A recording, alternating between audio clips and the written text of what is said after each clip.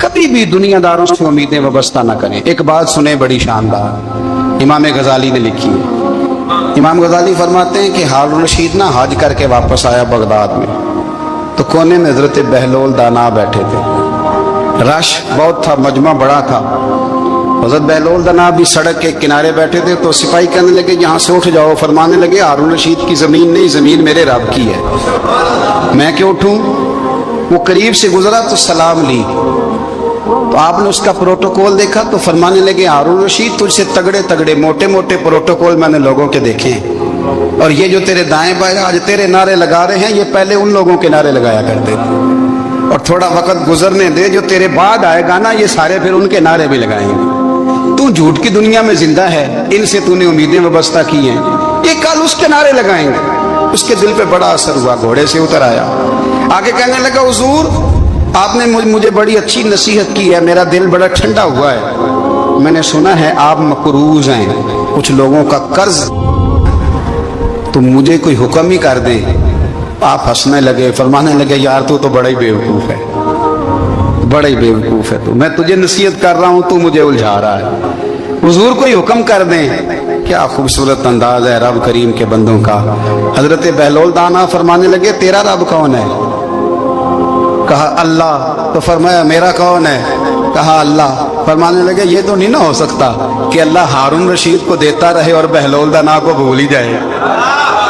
ये तो नहीं ना हो सकता कि हारून रशीद को देता रहे और बहलोल दाना को भूल जाए। फरमाया उसका दिल, उसका इरादा हुआ, इरादा कुदरत हुआ कि बहलोल मकरूज रहना चाहिए, तो अगर रब मुझे रखना चाहता है दुख कबूल मोहम्मद बख्शा राजी रहन प्यारे, अगर वो चाहता है मैं मकरूज रहूं तो मैं भी चाहता हूं कि मैं मकरूज ही रहूं। ये तो नहीं ना हो सकता कि तुझे दे और मुझे ना दे। फरमाया मेरी तुझसे कोई उम्मीद नहीं, मुझे जब भी देगा मेरा रब भी देगा, और वो देगा तो फिर इंशाल्लाह खजाने खोल के देगा। दुनियादारों से उम्मीदें वाबस्ता करना, लोगों के पीछे, ये छोड़ दें। आप बेचैन रहेंगे, बेकरार रहेंगे।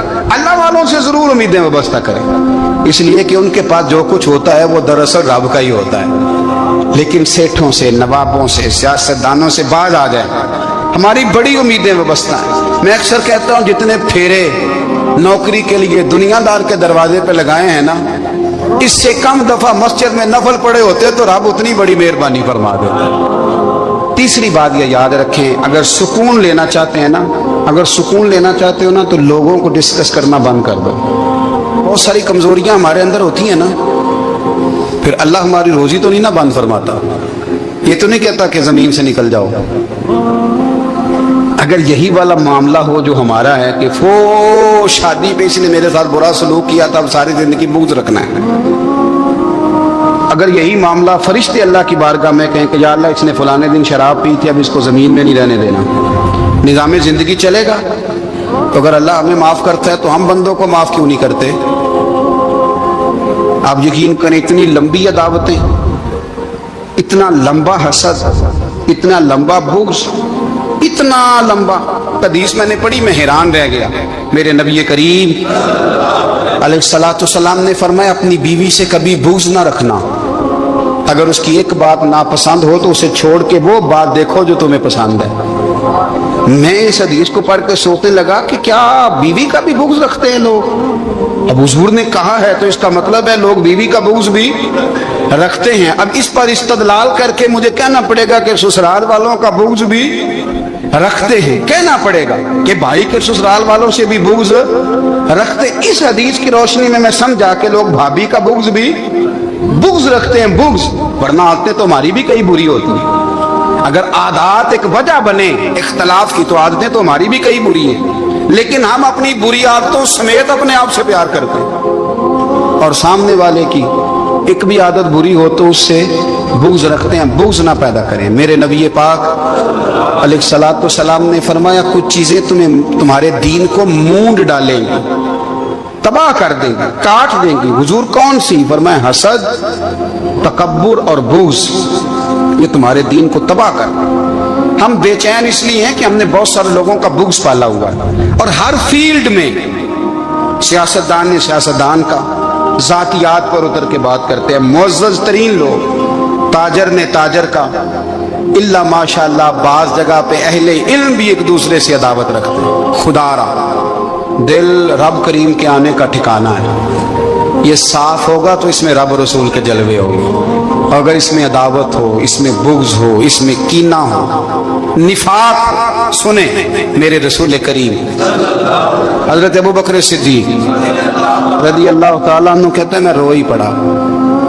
مکہ فتح ہوا نا تو اکرمہ بن ابو جہل نے پیغام بھیجا کہ میں نا کلمہ پڑھنے کے لیے آ رہا ہوں۔ وہ بات لمبی ہے، میں موضوع پہ رہنا چاہتا ہوں۔ کہتے ہیں جب وہ آنے لگا نا تو نبی پاک نے ہم سب کو بلایا، ہم حاضر خدمت ہوئے تو حضور فرمانے لگے کہ اس کے باپ نے نا بڑا ظلم کیا ہے ہمارے ساتھ، ابو جہل نے بڑا ستایا ہے، بڑی تکلیف دی ہے۔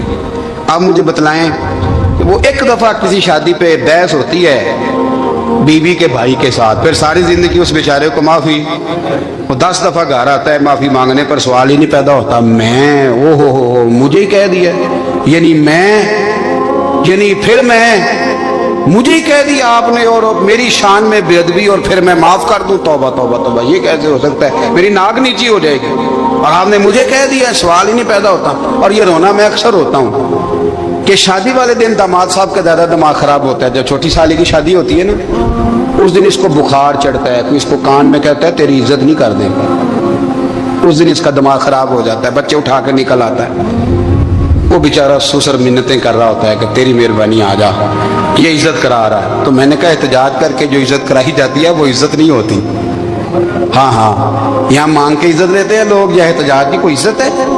آپ کے اندر کمالات اتنے ہوں کہ آپ کی عزت کرنے کو دل چاہے، یعنی مزہ آئے، یعنی لطف آئے، یعنی آپ دور بیٹھے ہوں تو کسی کا دل کرے آپ کو اسٹیج پہ بلانے کے لیے۔ یہ کیا بات ہوئی کہ چھائے جانا اور بھاگ کے آگے جانا؟ ان سے نکلیں۔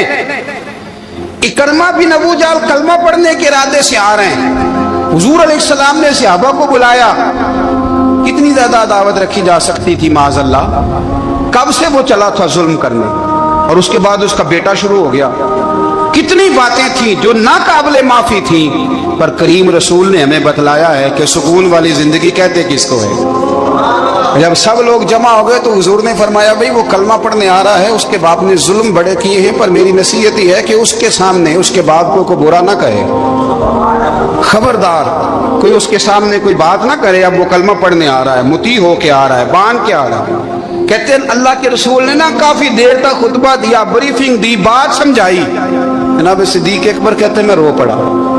ایک صحابی مجھے کہنے لگے تمہیں کیا ہوا؟ تو میں نے کہا میں مصطفیٰ کی رحمت پہ رو رہا ہوں، دیکھو کن کے لیے حضور گراؤنڈ بنا رہے ہیں، اے دیکھو کن کے لیے حضور تیاری کر رہے ہیں، جنہوں نے ساری زندگی دشمنی کی۔ خدا را یہ اندر سے عداوتیں نکال پھینکو۔ او بھائی اتنا تو لمبا ٹائم ہی کوئی نہیں، اتنا تو وقت ہی کوئی نہیں، اس کو صاف رکھو۔